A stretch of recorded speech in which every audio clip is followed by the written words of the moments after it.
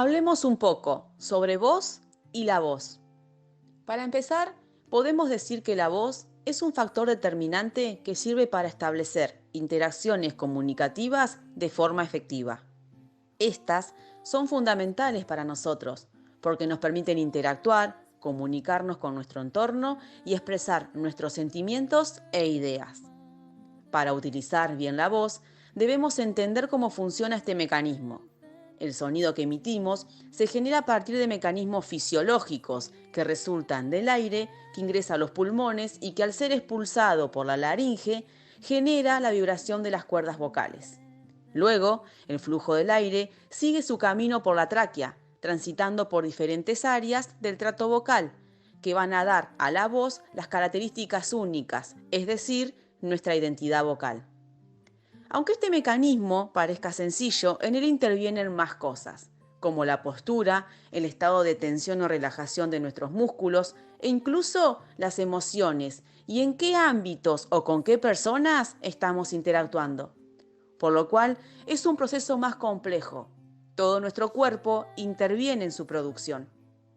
Los cambios en los diferentes usos de la voz suelen ser imperceptibles, incluso hasta inconscientes para la mayoría de nosotros. Esto conlleva muchas veces a que aparezcan problemas al producirla que ni siquiera notamos, sobre todo cuando es utilizada en ámbitos que requieren más esfuerzo o un uso prolongado, lo que puede generar alteraciones por no conocer estrategias o el uso correcto de la misma. Pero ¿cómo sabemos que la estamos utilizando de forma incorrecta? Algunas pautas de alarma son picazón o ardor al hablar, no terminar las frases por falta de aire, sensación de estrechamiento en garganta o tensión en el cuello, cansancio vocal, difonías recurrentes, necesidad de carraspeo al hablar y necesidad de elevar la voz para hacerse escuchar. Si sentimos algunos de estos síntomas, podemos percibir que estamos haciendo un mal uso o abuso de nuestra voz. Ahora, ¿por qué decimos que la voz es una herramienta? Porque además de ser un medio que posibilita la comunicación y la interacción, es utilizada como una herramienta de trabajo. La voz ocupacional es un término que nace para definir a los profesionales que utilizan la voz como medio principal para trabajar. El gran problema es que estos profesionales no reciben formación vocal durante su carrera, a diferencia de los actores, cantantes o locutores. A pesar del uso excesivo y demandas de su voz, como el caso de los docentes y otras profesiones. Hay múltiples factores que entran en juego e interactúan en este proceso, en el cual, si no hay conocimiento previo tanto del uso y del cuidado, terminan generando alteraciones como por ejemplo las disfonías funcionales, estas producidas por lo que mencionamos anteriormente. El uso ocupacional de la voz conlleva una carga, esfuerzo y demanda vocal. Por ejemplo, la carga vocal es un conjunto de factores. El primero, el uso prolongado de la voz, es decir, el tiempo excesivo en el que se utiliza la misma. Segundo, está la exigencia de la actividad que estamos llevando a cabo. Y tercero, los factores externos que intervienen, por ejemplo, el ruido de fondo, la acústica del ambiente en el que se encuentra la persona y la calidad del aire del mismo. Estos factores afectan a la voz, repercutiendo en el habla de quien lo padece. La demanda vocal exigida por el uso ocupacional, sumado a la falta de recursos, estrategias, técnicas y herramientas para el uso y el cuidado, generan un impacto altamente negativo, produciendo desórdenes y o alteraciones en su producción a largo plazo, por no contar con educación previa en el área y sobre todo en estas profesiones tan exigidas como la docencia. ¿Cuáles son los factores de riesgo que inciden en la voz ocupacional? La humedad y el polvo de la tiza pueden provocar alergias y resecan las mucosas provocando incomodidad física, que derivan carraspeo y una constante sensación de sequedad oral. El diseño de las aulas es otro factor de riesgo y sobrecarga en el uso de la voz. Se necesitan tratamientos acústicos en ambientes cerrados para evitar el eco. El sonido exterior obliga a elevar la voz. Hay hábitos perjudiciales que se recomienda eliminar, como el cigarrillo, cambios de temperatura, el alcohol, las comidas picantes o ácidas, ya que generan reflujo. Se debe evitar toser y aclarar la voz. El carraspeo es necesario para liberar la adherencia de las mucosas, pero se debe tener en cuenta que también es una agresión a las cuerdas vocales. ¿Qué hacer para mejorar el uso de la voz? Pautas de higiene vocal. Tomar agua a temperatura ambiente durante la actividad laboral. Periodos de reposo vocal durante la misma, con descansos, aunque sean pequeños, para poder descansar la voz. Intentar limitar el tiempo de habla después de uso prolongado. Conservar una postura correcta, con el mentón mirando hacia el frente, sin adelantar la cabeza. Alinear la nuca con la espalda y utilizar el respaldo de las sillas es de gran ayuda. Relajar los hombros y zonas del cuello.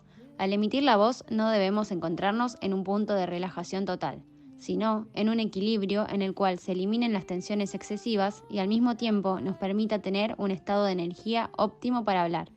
Si percibe tensiones en alguna zona, podemos realizar movimientos de articulaciones circulares hacia adentro y hacia afuera y realizar estiramientos de la cara y el cuello para relajar y eliminar estas tensiones que repercuten negativamente en la voz. Proyectar correctamente la voz. Intentar articular correctamente las palabras de forma suave, sin forzar el rostro.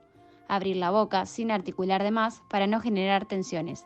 Esto es fundamental para que la voz tenga un mejor alcance, sin necesidad de recurrir al grito. Tener un buen descanso. El cansancio físico afecta el rendimiento vocal.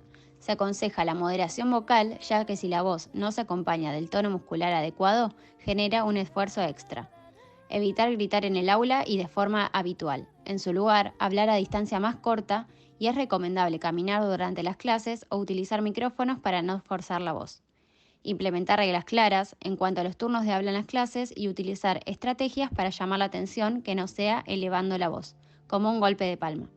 Intentar cuidar la salud psicológica y emocional. El estrés, las tensiones y la inestabilidad emocional como factor de riesgo de disfonías. Controlar la velocidad del habla para permitir una buena coordinación fonorrespiratoria. El aire es el elemento motor para la voz. Para hablar necesitamos control del soplo expiratorio. La respiración consta de dos fases, la inspiración y la expiración. La duración de ellas depende de si estamos en reposo, hablando o cantando. Durante el reposo, el aire se toma por la nariz sin esfuerzo. En cambio, durante el habla o el canto, la inspiración y la salida del aire se produce por la boca al emitir la voz. Además, el control de la intensidad y la duración depende de un músculo fundamental, el diafragma. A través de esta musculatura podemos dosificar el aire y adaptar la duración del mismo a la frase que vamos a emitir. Al inspirar, el diafragma se contrae y cuando expiramos durante el habla, el diafragma regresa a su posición, pero debe volver más lento, con cierta regulación y sin fuerza. Para ello debemos reducir el flujo de aire de salida. Los ejercicios para trabajar la respiración permiten alargar la fonación, regular el aire expulsado y aumentar la proyección de la voz. Un buen ejercicio para esto es: respiramos llevando el aire al abdomen y diremos una A de forma prolongada, mientras el aire es expulsado por la boca. Una vez que sentimos que vamos a quedarnos sin aire, sin tensiones ni esfuerzos, relajamos el abdomen y dejamos entrar el aire por la boca, la cual debe estar abierta de forma normal. Veremos cómo el abdomen se vuelve a llenar de aire de forma automática y sin trabajo extra. También podemos hacer este ejercicio contando o, si ya tienen práctica, hablando, hasta donde logremos llegar sin exigirnos y sin sentir tensión. Calentar y enfriar la voz. ¿Qué significa? Al igual que en cualquier actividad física que realicemos con los músculos de nuestro cuerpo, es necesario calentar los músculos de la laringe antes de hacer un uso prolongado y exigido de ella. De esta forma, podremos realizar una mayor proyección de nuestra voz, eliminar tensiones, usar nuestra voz sin cansarla por un periodo de tiempo más largo y así evitar daños y lesiones o sobrecarga muscular. Debe realizarse en el momento previo a utilizar la voz. No debe ser por mucho tiempo. Con pocos ejercicios es suficiente. Algunos de los ejercicios que podemos realizar en este momento son: Un ejercicio de calentamiento consiste en emitir el sonido de la letra M o N de manera prolongada, es decir, por unos segundos y repetirlo varias veces. Luego podemos probarlo realizando el mismo sonido empezando con una intensidad baja, mientras que vamos subiendo hasta una intensidad mayor. Lo mismo podemos hacer con el sonido vibrante de la letra R. Lo emitimos de manera prolongada por unos segundos y repetimos varias veces. También podemos probarlo en varias intensidades. Y el enfriamiento se realiza luego de la actividad vocal, muchas veces posterior al momento de utilizar nuestra voz de manera prolongada y exigida, como luego de dar clases.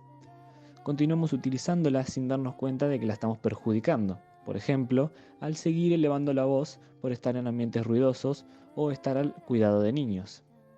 Por ello, es necesario que aprendamos a restaurar el uso habitual para evitar un sobreuso posterior. Los ejercicios que proponemos realizar para esto pueden ser: luego de la actividad laboral, realizar los mismos ejercicios para el calentamiento, pero esta vez de forma contraria, es decir, desde una intensidad alta hacia una intensidad más baja, que permita relajar y llevar la voz a su estado normal. También son recomendables ejercicios de respiración profunda, dejando que el aire entre por la nariz, llevándolo a la zona abdominal para luego soltarlo suavemente. Para terminar, les proponemos pensar en esta cuestión. ¿El apto fonoaudiológico realmente sirve al docente? Desde nuestra visión, creemos que el término estar apto para llevar a cabo una labor no busca prevenir a largo plazo, ya que solo nos habla del estado actual.